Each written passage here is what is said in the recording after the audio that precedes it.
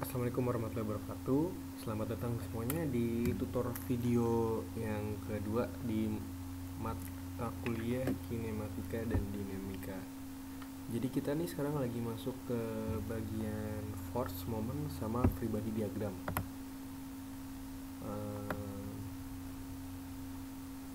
Sorry. Ya, jadi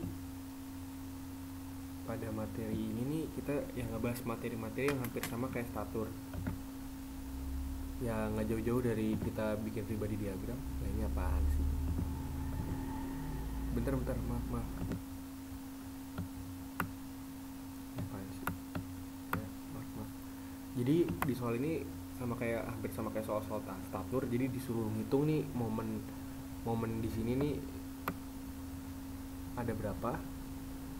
Terus kita dikasih tahu data-data, ada force ke arah sini sebesar 37 lb dengan sudut dalamnya nih. Jadi ini kalau di zoom in, nah jadi ada sudut nih besarnya 40 derajat. Nah jadi sesuai yang kita ketahuin, kalau misal kita mau cari momen itu pertama kita harus buat sesuatu yang lurus dulu. Bayangkan ini batang, terus ada force yang tegak lurus.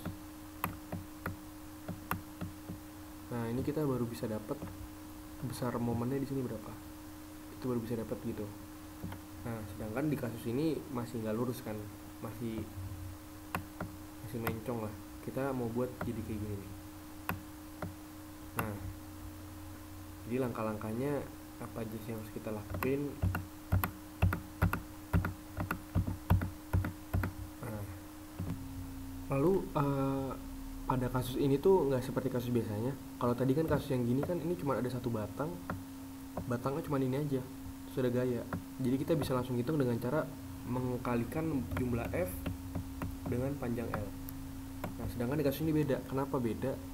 Jadi di sini force itu ada di tengah-tengah, sedangkan di tengah-tengah itu terbagi sama dua gini. Nah ini sama ini. Nah jadi ada yang gaya terhadap yang panjangnya 3 inci ini, dan ada yang gayanya 12 inci ini. Jadi kita harus memecah seperti biasa. Kita tuliskan dulu. Katakanlah yang ke atas ini adalah F1 dan yang ke bawah ini adalah F2. Berarti kan kita bisa dapat tuh besar F2 sama F1 dengan menggunakan sinus sama kosinus. Jadi kalau misalnya kita mau cari F1, besar jumlah F1 itu tuh sama dengan sudut yang ini nih, kan ini tegak lurus, berarti 90 kan, berarti total 90. Nah kalau misalnya di sini 90, berarti di sini otomatis 90 kurang 50 kan, 90 kurang 40 kan, dapatlah 50. Maka F1 sama dengan sin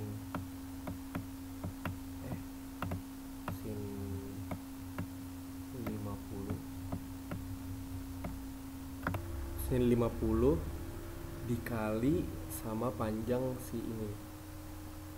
Sorry kok malah panjang, sama si besar gayanya si 37 ini. 37. Terus buat F2 nya berarti F2 sama dengan 40, maksudnya sin 40. Ini S nya nih sin ya, sin 40 dikali 37. Nah maka kita dapatnya kalau misalnya pakai kalkulator, F1 sama dengan sin, ini kita dapat 28,34. terus yang ini kita dapat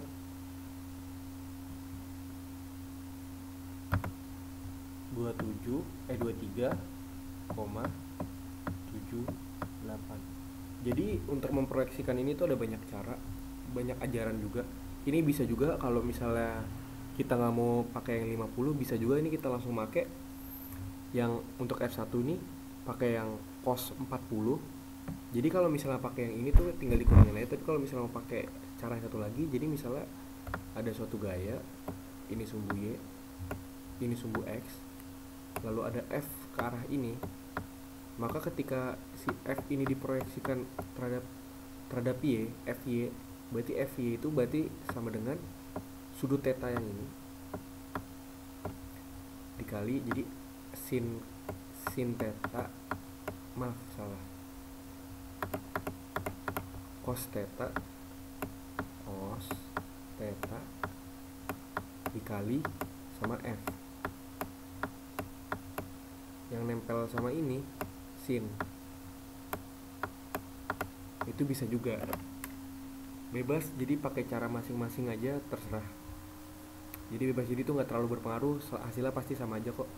Misalnya kita pakai yang ini, pakai yang F1 pakai yang cos, hasilnya bakal sama juga pasti. Kalau F1 nya sama dengan cos 40 kali 37,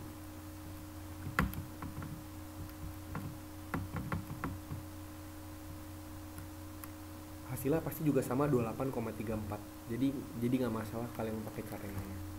Nah, setelah kita dapetin F1 sama F2, kita udah bisa dapetin momen yang ada di pivot ini.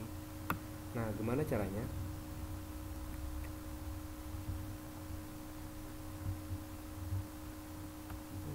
Kita lihat dulu. Jadi caranya, berarti kita udah tahu nih, panjang ada suatu batangnya ada ini, terus ada gaya ke arah sana 27, dan proyeksi ke atas itu F1 itu besarnya 28,34. Terus yang F2 proyeksinya itu 23,78. Udah deh, berarti kita langsung dapat tuh panjang ininya 3 inci, panjang dari pivot sama titik awal force 3 inci, dan jarak dari pivot ke titik awal force itu 12 inci. Yaudah deh, berarti kan sigma moment di titik pivot sama dengan 0. Ini asumsinya terserah kalian. Kalau misalnya mau yang searah jarum jam itu positif, atau yang sebaliknya jarum jam itu negatif, yang penting terserah kalian aja. Kalau misalnya di kasus ini misalnya searah sama jarum jam ya, pokoknya kalau misalnya arah kayak gini muter itu berarti positif ya. Berarti kan kalau di sini yang positif itu gaya F1 terhadap pivot kan, berarti sigma moment pivot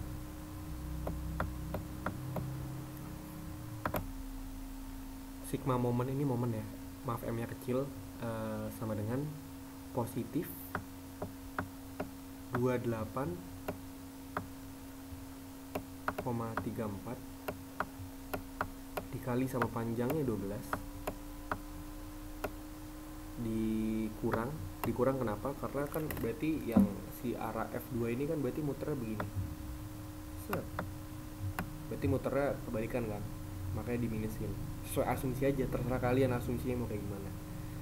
Dikali dikurang sama 23,78 dikali 3. Nah, nanti kalian hitung pakai kalkulator, maka didapat. Oke, jadi kalau misalnya kalian udah dapat nih tadi sigma moment di pivot ini sama dengan 0 kan, berarti sigma moment pivotnya sama dengan positif 28,34 dikali 12 dikurang 23,78 dikali 3. Jadi si yang F1 sama panjang ini yang muter ke sini sama yang ini muter ke sini, jadi dikurang kan. Maka ketika kita dapat angkanya tinggal dipakai kalkulator aja, berarti 28,34 dikali 12